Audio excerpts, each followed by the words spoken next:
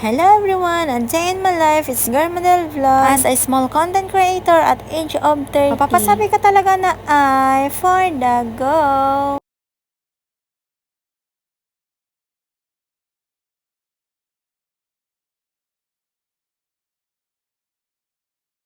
Ito nga po ay araw ng linggo ay ngayon ko nga lang po ito i-edit. Kinahaponan nga po ng linggo ay sabi nga po ng aking tatay ay magkakatay nga po daw kami ng native na manok. Kaya kinuha na nga ni nanay itong native na manok na inilagay niya kanina doon sa kanyang kulungan. Kaya nung nakuha na nga ni nanay itong native na manok doon sa kanyang kulungan ay tinulungan ko na nga rin po si nanay dito. At habang nga po inaalis si nanay yung dugo ng manok ay talaga nahihirapan nga po ako dito sa paghawak at yung manok ay talaga tumitigas na nga po yung kanyang katawan. Pagkatapos nga po kami dito ni nanay ay nilagyan na nga rin po ng tubig na mainit itong manok para naman sa ganoon ay para mas mabilis nga pong maalis yung kanyang balahibo. Nagulong-gulong ka na nga lang po itong manok dito sa mainit na tubig para naman sa ganoon lahat nga po ng balahibo niya ay mabilis nga lang po ito maalis. Sa mga part na to na nag-aalis nga po si nanay dito ng balahibo ng manok ay hindi ko na nga po siya natulungan. At dahil sa mga oras na yan ay talagang napaka-busy ko nga po mag-edit ng aking mga video. Kaya ito naman si Mudra nung naalis na nga po niya yung mga balahibo ng manok ay pakis-kis pa nga po siya doon sa mismong nguso ng manok.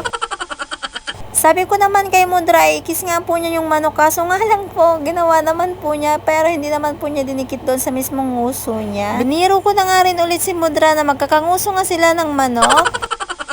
Bali, si nanay na nga rin po ulit yung nagkatay at ako naman po ang magluluto. Sabi ko nga kay nanay at ako na nga lang ang magluluto dahil nga po nakita ko naman po sa kanyang katawan or sa kanyang mukha na pagod na nga po siya. Kaya nung natapos na nga po akong mag-edit ng aking video noong binyag ay nagluto na nga rin po ako ng tuluyan. Painit lang naman po ako ng kaserola tapos naglagay lang naman po ako ng mantika at una ko nga ginisa yung luya. Ganito po ako nagluluto lalo na sa mga manok ay inuuna ko po talaga yung luya na iginigisa. Ay, tignan nyo, nagmabadali si nanay na iluto ko to. Tignan nyo, hindi pa niya po ito nahihiwa.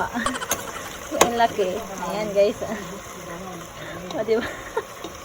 Kakikita ko lang nung binuksan ko pagkatapos ko nga ginisa. Ayan, ang laki.